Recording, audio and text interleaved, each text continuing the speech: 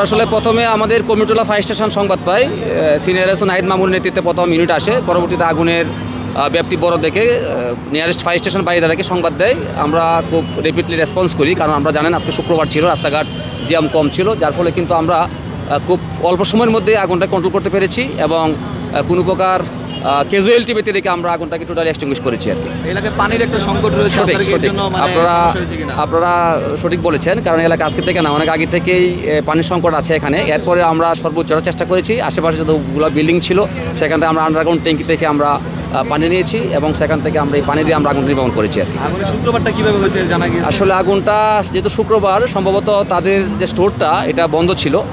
আসলে এটা তদন্ত ছাড়া আসলে একজাক্টলি বলা যাবে না যে আগুনটা সূত্রপাত করতে প্রথম শুরু হইল আর কি।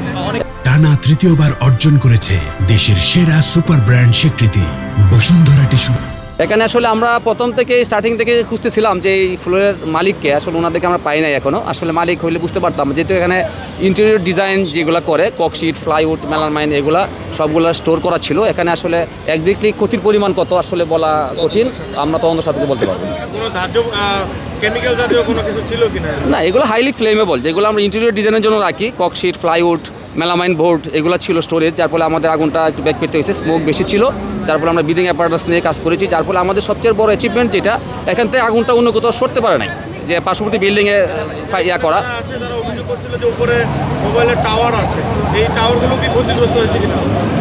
না, টাওয়ারটা আসলে ফ্রিকোয়েন্সি সমস্যা হবে কিনা আসলে মোবাইল কোম্পানি বলতে পারবো, এটা আসলে আমরা না আমরা একটা ফ্লোরে আগুন সীমাবদ্ধ রেখেছি। উপরে আমরা দেখেছি একটা বেকারির মতো ছিল, তারপরে কিছু লোকজনও ছিল, কোনো ক্যাজুয়ালিটি হয় নাই। পাশাপাশি আমরা উপরে আগুন স্প্রেড আউটের আগেই আমরা আগুনটা কন্ট্রোল করতে পেরেছি এবং এই মুহূর্তে টোটাল আগুনটা নির্বাপন করা হয়েছে।